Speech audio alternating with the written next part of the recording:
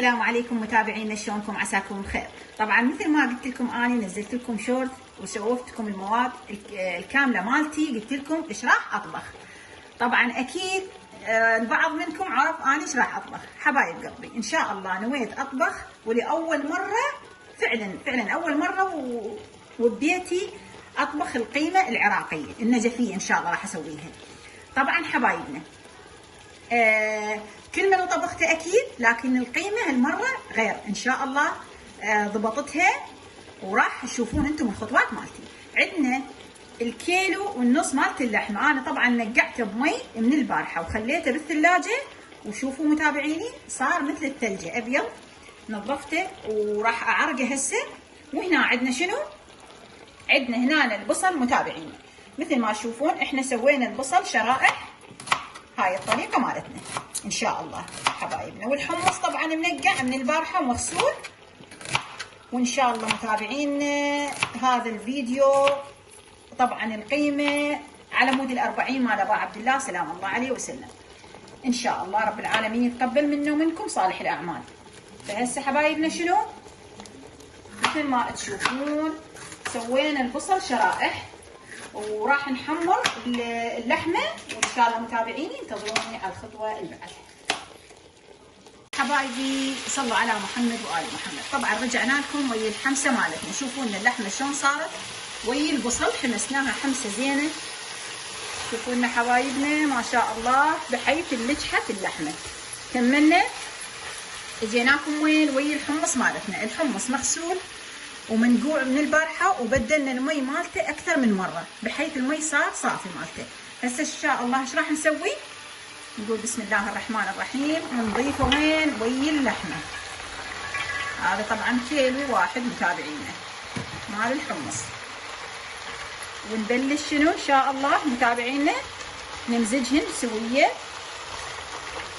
بسم الله الرحمن الرحيم. وان شاء الله القيمة مالتنا راح تشوفونها شلون تصير، وبعدين راح نضيف ان شاء الله البهارات والامور المرتبة. راح يعني تقولون شلون هاي اول مرة وشلون سويتها ما شاء الله.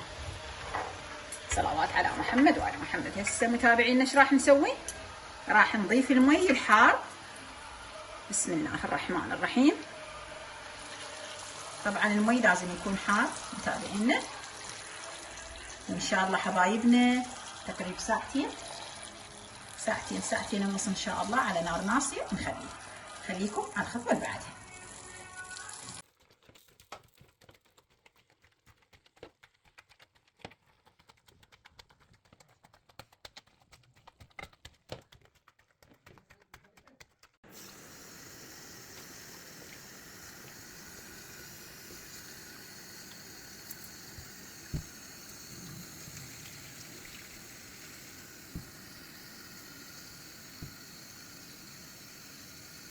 صلوا على محمد وآل بيت محمد. طبعا الكل خصيناه بالدعاء ان شاء الله.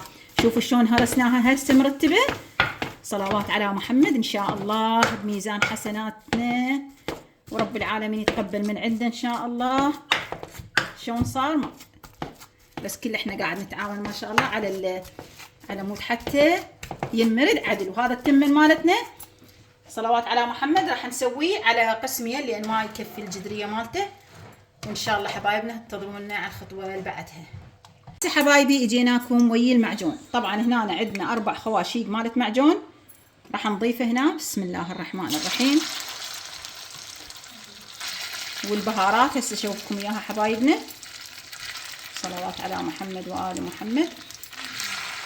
وهاي البهارات متابعينا عندنا شنو؟ عندنا كمون، نوم مطحون، وقرفه، وهيل، وعندنا هنا ملح. طبعا الكميه هاي راح اسويها على مرتين انا متابعيني لانه ما كفت. فش نسوي؟ نحمر شويه. صلوات على محمد المعجون.